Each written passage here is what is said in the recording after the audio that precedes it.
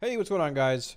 Kalamazi here. In today's Shadowlands beta build, Warlock received a handful of changes. Now, going over the initial changes, like a handful we might have done, it probably seemed like, for the most part, we got some buffs today, which we're going to talk about a bit here. However, there was one change which, similar to last week's Malefic Rapture change, was undocumented. It was a stealth nerf in a sense, and this one actually pertains to Demonology, the spec that probably needs the most help at this point in beta. So we're going to talk about that today, as well as some of the buffs and what they mean, because some of the buffs are pretty impactful. It could very well change things for Affliction and just a bit of our utility as a whole. But I really want to focus a good bit on the Demonology buffs, as well as a new build that has spawned today due to a talent change Demonology has as well.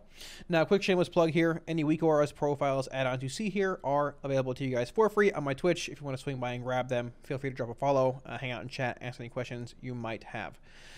So let's get right into this, starting off with the buffs first, and then we'll get to the eventual subtle, undocumented Demonology nerf, which, the more you think about it, probably was bound to happen at some point.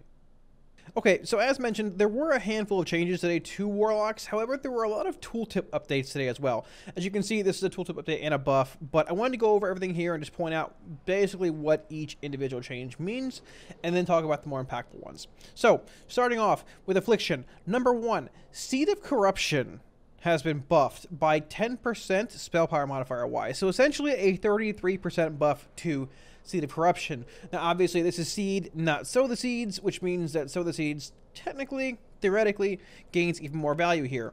Seed of Corruption, and more so has been one of the focal points of, I guess it's been one of the points that I've given feedback on a good bit, because with the way that Affliction is structured, with Malefic Rapture being our main soul shard spender, and it's scaling with more dots, Agony, Corruption, Siphon Life, Vile Taint, things like that, and just what it does for Affliction as a whole, I sort of felt, and I guess to the same extent right now, sort of feel that Sow the Seeds is just a bit out of place. Now, I did say there's probably a threshold at some point, depending on how many mobs that you have active, where Seed of Corruption spam with Sow probably outweighs Rapture spam. But keep in mind at the same time that if you're playing Sow the Seeds, you actually lose access. I should change specs here. You actually lose access to Vile Taint, which, number 1, counts as a dot on every single target that it hits for larger Rapture damage, and number 2, applies a slow to the mob and also deals damage over time itself. So this change is impactful. I have not run the math on it. It probably is relatively in-depth.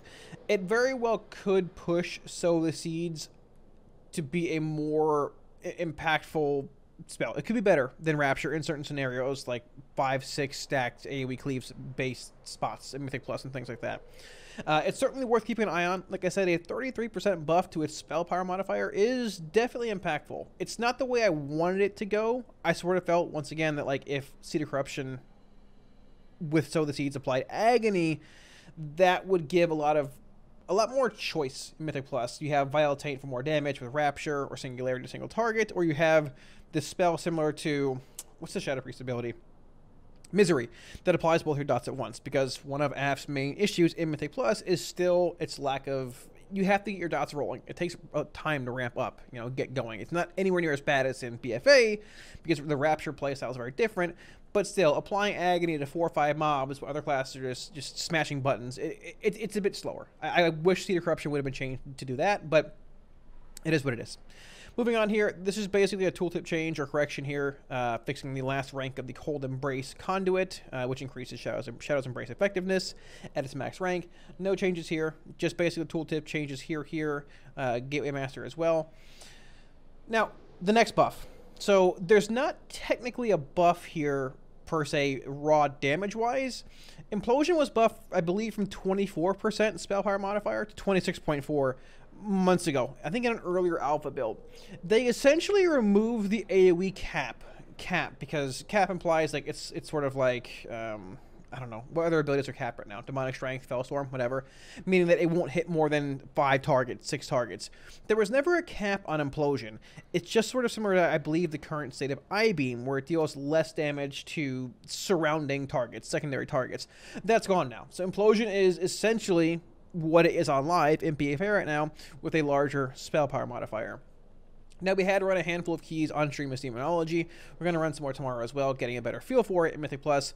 And I can say Implosion was not anywhere near what it is on live. Yes, obviously we implode much more often, and you know, things are more fluent on live with people being used to dungeons and more haste, everything else. But I think this is a solid change. I'm happy this is being changed for sure, and this also plays a bit more into some other changes here, like the From the Shadows change.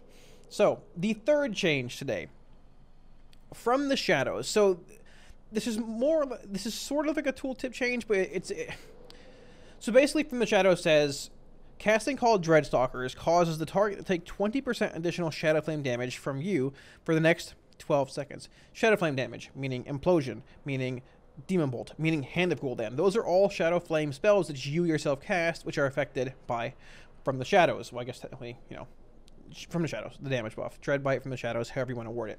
The change here, though, the change says Dreadbite causes the target to take 20% additional Shadow Flame damage.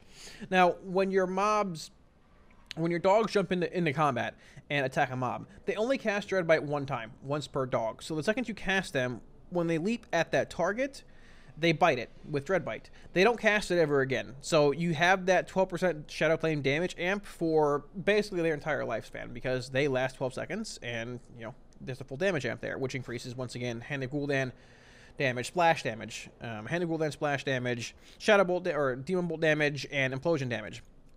The change to this ability, though, however, is a decent bit more impactful than it may seem when you look at certain conduits and abilities to have available to us. Number 1, Dreadlash. When your Dreadstalkers charge into battle, let me pull this up for you guys. Their Dreadbite attack, Dreadbite, keep that in mind, now hits all targets within 8 yards and deals 25% more damage. So it turns the Dreadbite ability into an AoE ability on all the targets that are stacked, which, hey, Mythic Plus, that's a pretty impactful, it's pretty impactful. You know, it might not beat out Demonic Strength or Bile Scourge Bombers necessarily, but it's there. The damage amp is also impactful. So seeing as how From the Shadows now works with Dreadbite, okay, it's impactful. It's cool. Once again, AoE-wise, having all your targets take more Hand of Gul'dan splash damage, more Implosion damage, that's impactful. However, when you go a little further, and this is where things start to get pretty crazy, when you go a little further and look at the conduits that Demonology has available to it, Carnivorous Stalkers, your Dreadstalkers attacks have an 8% chance to trigger an additional Dreadbite. Dreadbite, which is now what triggers From the Shadows. So technically, you can have that Shadow Flame damage, Shadow Flame buff, a 20% damage increase to their damage, up much higher, longer than the baseline one you get from the first dog bite using Dreadlash. This is impactful. It's an impactful synergy. It's really good. Oh, and also, by the way, Dreadlash, its damage is also affected by this legendary. Each soul shard spent on Hand of Gul'dan increases the damage of next called Dreadstalkers by 3%. Now, I'll swap to some game footage here. As you can see, the actual legendary is bugged. You basically get to a max stack of 30 for a 90% damage amp, and it just stays there. But regardless, between each dog set, you're probably looking at a 35 to 40% damage amp. Well, to your Dreadbite, and seeing as how it affects Hand of Gul'dan and Implosion, and just chains with From the Shadows, with Dreadlash, with the Conduit, with the Legendary, and technically playing Soul Conduit gets you more shards in a sense for larger implosions, more imps, a larger damage amp for this Legendary effect. It can get out of control. We're going to be playing with this build a good bit tomorrow on stream in Mythic Plus, seeing how it feels, but this change is more impactful than it might seem. I think it was overlooked a lot today. Now, once again, we don't have access to all 5 conduits here. I mean, we have Stalkers, Born in Blood, Tyrant Soul, Thel Commando, which is very good, and the Prolonged Decimation one, which is our Covenant-wide one. But this is solid. It's a pretty strong. It's pretty good. The synergy here is very real, very real. It sort of reminds me how just like Reign of Chaos works with Reign of Fire and Wilfrid's and Fire and Brimstone, and it feels super synergistic. And keep in mind as well that this 8% chance goes higher and higher at rank 15. It's what, like, I don't know, 23% chance, give or take, depending on scaling. It's pretty crazy. It's going to lead to a pretty high uptime on Dreadbite. Oh, and by the way, technically, Sack Souls does increase the Bolt damage, and Demonic Consumption might not be as good as it was before. foreshadowing undocumented changes. Let's talk about the Hellstone changes, and then we get into undocumented changes here. So, you guys might be wondering why I'm looking at Affliction, Warlock, Legion artifact weapon guides here. If you were playing back then or had Warlocks in your raid, you might remember the Sweet Souls artifact trait. Basically, whenever somebody used a Hellstone in a raid, it copied some amount of the healing onto you. I don't remember if it was the full amount of healing or not. Hey, Zyro, shout out. But yeah, I don't remember the full healing or not, but the actual change today that was made to the Diabolic Bloodstone Conduit, which is an endurance conduit. Previously, it said your health stones grant you 20% leech for 10 seconds when used. However, today it has been changed. Anyone that consumes your health stone infuses you with 5% leech for 8 seconds, and this scales all the way to 12% leech for 8 seconds at max rank. Now, looking at our endurance conduits here, I mean, there's not really a whole lot that's incredibly impactful. Like, you have drain life healing for over 9 seconds. You have, I mean, a resolute barrier. Diabolic Bloodstone is good. This might not seem crazy impactful, but 12% leech is a lot. Technically, 5% leech is a lot. You know, when you have people randomly popping Hellstones in raid at certain points in the fight, just someone is dipping low here, cool, a little bit of leech here, a little bit of leech there. We already have plenty of shields and survivability based effects being a Warlock in general. This trait is an extremely strong endurance conduit, and one that I'm really, really excited to play more with as far as progression is concerned. Now, I mean, who knows if it'll make it live like this, but I like the shift away from this to this. It sort of captures the essence of, hey, you know, Legion, not even just AF, just Legion, Warlock in general. And honestly, your Hellstone's granting you 20% leech for 10 seconds.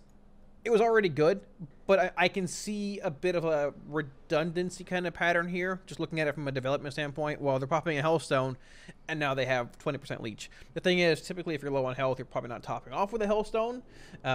But still, I like this. I like this change. It's cool, it's impactful, and it will give you a lot of throughput and survivability in the raid. A lot more than people think it will. It's a good change overall. Diabolic Bloodstone is a strong conduit choice here for the endurance category.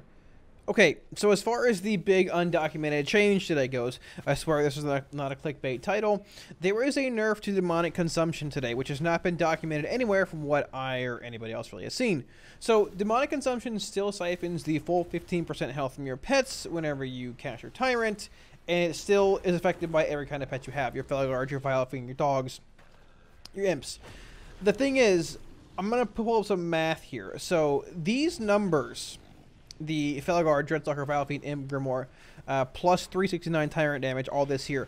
These are the numbers that you would get pre-nerf today. So basically what you would do is if you had only your Grimoire Felguard out, let's summon it, you pull it out, and you go Demonic Tyrant. Your Tyrant shows the damage amp. Tyrant, it's plus 270 though.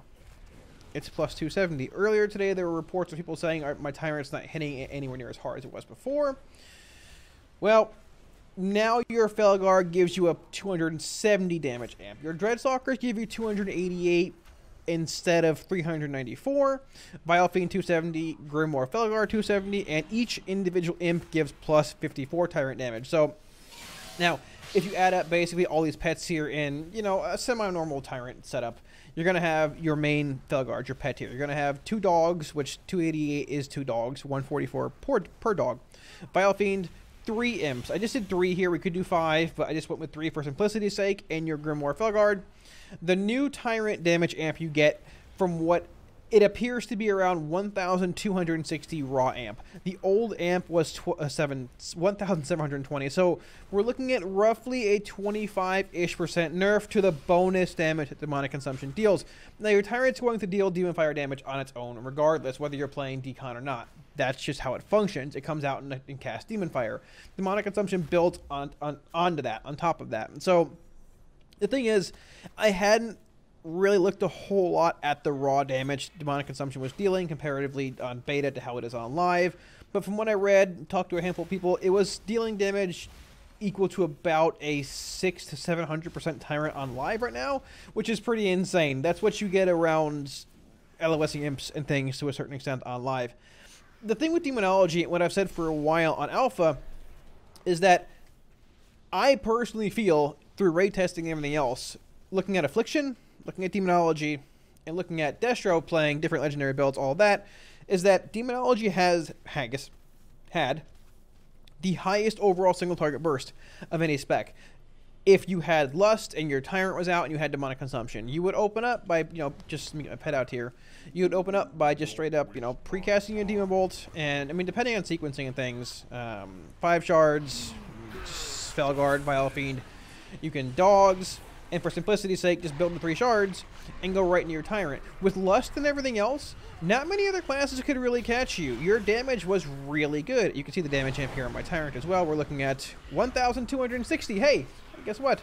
My math checks out. I actually hadn't looked at that before, but there you go. No one can really touch your damage. Demon Fire was hit really hard with a higher level of haste. Your Tyrant's casting faster, and your Imp energy is not expiring faster like it does on live. Because in BFA, all of your damage is based around how much energy can I conserve. How can I cheese my Imps, LOS in the boss to give the most raw damage amp to my Tyrant, and then, okay, max haste, making cast super fast. It's different now.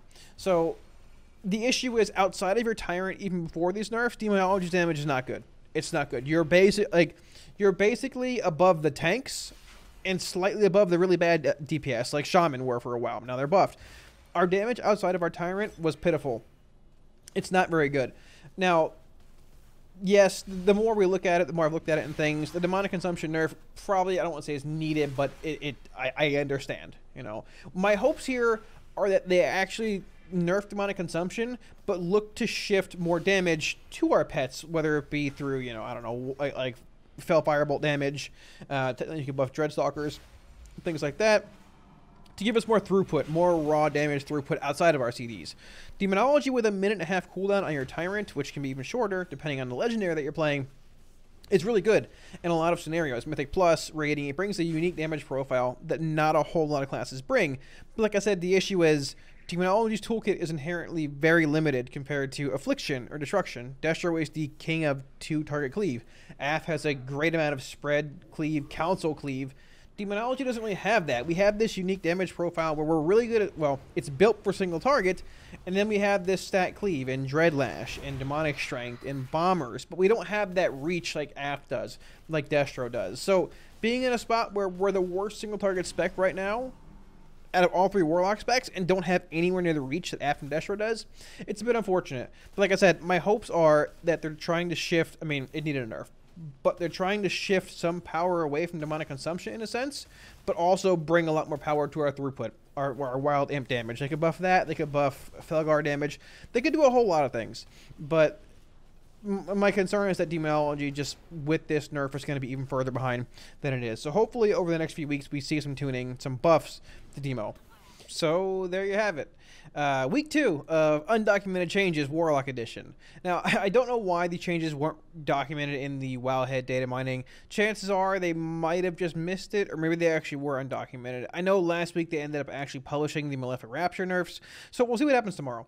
For the most part, we were able to debunk them, or other people were, and I'm able to, I guess, show you guys on stream here on, I guess, YouTube, and report what the changes are. Now, like I said, Demonic Consumption was very strong. You could tell when you had your Tyrant in raid testing. You might have been pretty low on the damage meter, but when you had your Tyrant, you climbed pretty high and then dropped back down to the bottom of the barrel outside of that. So like I said, I hope that they're willing to take another look at Demonology and hopefully buff its damage outside of Tyrant. I think a good change would just be buffing Wild Imp's damage, because they're a pretty big part of our toolkit and they're active quite often. So we'll see where that goes. The changes to Hellstone, pretty impactful. I'm super happy that Implosion is uncapped, I guess you could say, sort of, again.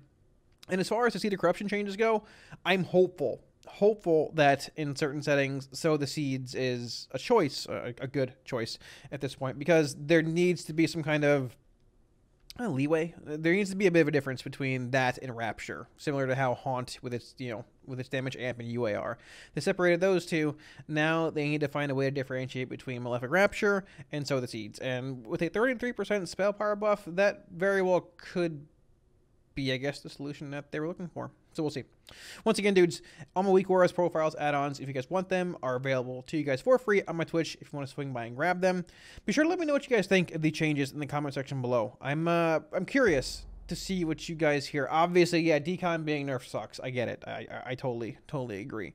But the changes to So, like I said, pretty impactful. And hey, look, I guess technically Demo was buffed in a sense too, because from the Shadows talent changes, the changes to Implosion, they sort of go hand in hand. And hey, if you can have a permanent from the Shadows uptime and you're imploding Mythic Plus, we'll see. We're going to dive into some Dreadstalkers builds tomorrow on stream in Mythic Plus, and I'm pretty excited to see the overall damage they can put out. So if you guys enjoyed the video here, feel free to smash the subscribe button below if you guys want to see more. Thank you so much again for the support, guys. I appreciate it, and I will catch you guys again soon on stream. Peace.